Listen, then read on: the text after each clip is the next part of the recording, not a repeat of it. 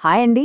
SSC English ఎగ్జామ్లో invitation writing అనగానే కొంచెం టెన్షన్ పడుతున్నారా? అస్సలు కంగారు పడకండి. ఆ 5 మార్కులు ఎంత ఈజీగా మన జేబులో వేసుకోవచ్చో నేను స్టెప్ బై స్టెప్ చూపిస్తాను. ఇది మీకొక పర్ఫెక్ట్ బ్లూ ప్రింట్ లాంటిది. సో ఇంకెందుకు ఆలస్యం, లెట్స్ స్టార్ట్. ముందుగా మనమొక చాలా ముఖ్యమైన విషయం గుర్తుపెట్టుకోవాలి. ఇది మొత్తం 5 మార్కుల ప్రశ్న. అంటే మనం చేసే ప్రతి చిన్న తప్పు కూడా మార్కులను తగ్గిచ్చేస్తుంది. మీ ఆన్సర్ పేపర్ని కేవలం ఈ 3 విషయాల ఆధారంగానే కరెక్ట్ చేస్తారు: లేఅవుట్, కంటెంట్, ఇంకా లాంగ్వేజ్. అంటే ఫార్మాట్ సరిగ్గా ఉందా, విషయమంతా రాశారా, భాష స్పష్టంగా ఉందా అని చూస్తారు.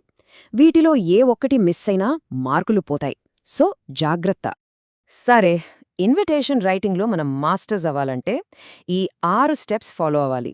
ఫార్మాట్లోని గోల్డెన్ రూల్స్ దగ్గర నుంచి పర్ఫెక్ట్ ఎగ్జాంపుల్స్ వరకు అన్నీ క్లియర్గా చూద్దాం.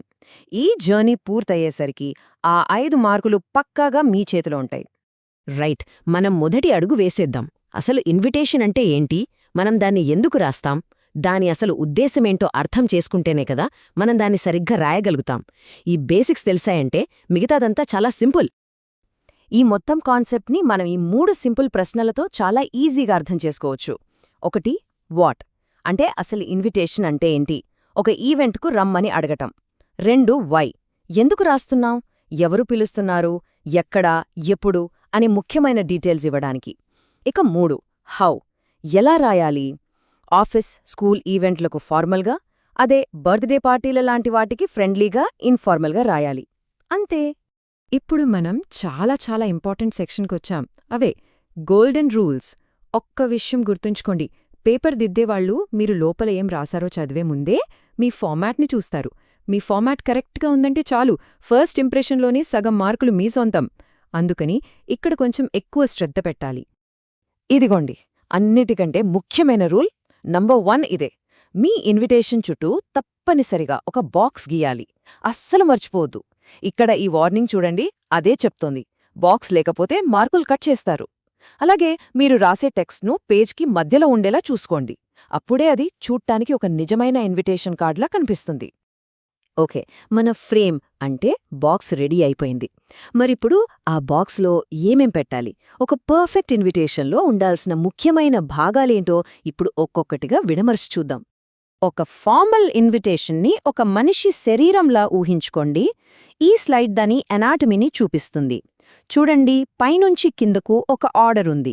మొదట టైటిల్, తర్వాత ఎవరు ఆహ్వానిస్తున్నారు, ఏ కార్యక్రమానికి ఆహ్వానిస్తున్నారు, ఆ తర్వాత తేదీ, సమయం, ప్లేస్ లాంటి వివరాలు.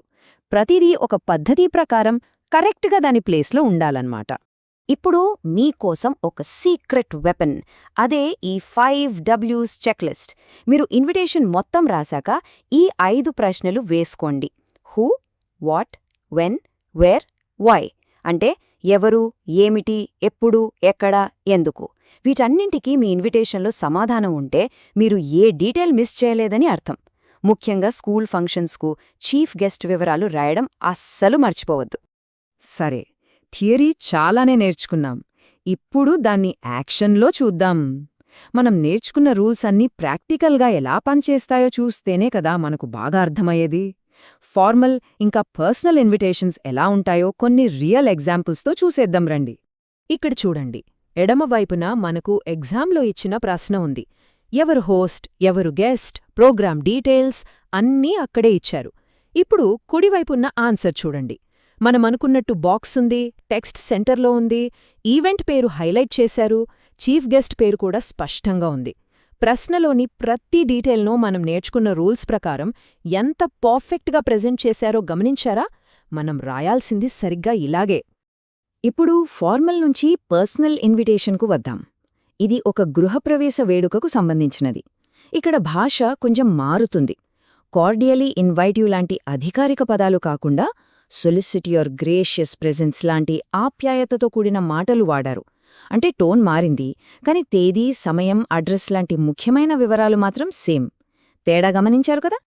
సరే, మనం ఆల్మోస్ట్ చివరికి వచ్చేశాం. ఇప్పుడు ఆ 5 మార్క్స్ని మన అకౌంట్లో లాక్ చేసే కొన్ని ఫైనల్ టాప్ టిప్స్ చూద్దాం. ఇవి మీరు చెయ్యాల్సినవి, ఇంకా అస్సలు చేయకూడనివి. ఒక క్విక్ రౌండప్ అన్నమాట. ఇవి మీరు ఖచ్చితంగా చేయాల్సినవి. 1. బాక్స్ గీయండి. 2. ఈవెంట్ పేరును పెద్దక్షరాలతో అందంగా హైలైట్ చేయండి. 3. కార్డియలీ ఇన్వైట్ యూ లేదా సాలిసిట్ యోర్ ప్రెజెన్స్ లాంటి మర్యాదపూర్వకమైన పదాలు వాడండి. 4. చివరగా మీ 5Ws చెక్లిస్టుతో అన్ని డీటెయిల్స్ ఉన్నాయో లేదో డబుల్ చెక్ చేసుకోండి. ఇప్పుడు ఇవి మీరు అస్సలు చెయ్యకూడని తప్పులు. పెద్ద పెద్ద పారాగ్రాఫ్లు రాయొద్దు, వర్డ్ లిమిట్ దాటొద్దు, చీఫ్ గెస్ట్ పేరు రాయడం మర్చిపోవద్దు, అలాగే అనవసరమైన పువ్వులు, డిజైన్లతో నింపేయొద్దు. ఒక్కటే గుర్తుపెట్టుకోండి, సింపుల్, క్లియర్ మరియు పొలైట్. రైట్. ఇప్పుడు ఫైనల్గా మనం ఇప్పుడుదాకా నేర్చుకున్నదంతా ఒక్కసారి చూద్దాం. ఇది మీ ఫైనల్ చెక్లిస్ట్ లాంటిది. ఎగ్జామ్ హాల్లోకి వెళ్లే ముందు ఈ 5 స్టెప్స్ గుర్తు చేసుకుంటే చాలు, మీరు ఫుల్ కాన్ఫిడెంట్గా ఉంటారు. చూసారా, మనం నేర్చుకున్నదంతా ఈ 5 సింపుల్ స్టెప్స్లో ఉంది. Step 1 format, box, centre alignment. Step 2 context, ఇది ఫార్ములా లేక పర్సనలా. స్టెప్ 3 కంటెంట్, 5Ws ప్రకారం అన్ని వివరాలు ఉన్నాయా. స్టెప్ 4 టోన్, భాష మర్యాదగా ఉందా.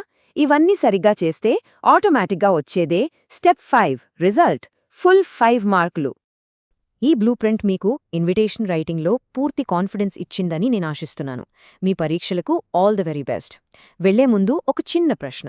ఒక మంచి ఇన్విటేషన్ అంటే కేవలం తేదీ, సమయం చెప్పడమేనా, లేక ఆ ఈవెంట్ యొక్క ఫీల్ని, ఎమోషన్ని కూడా మనకు తెలియజేయగలదా? దీని గురించి ఆలోచించండి. Thank you.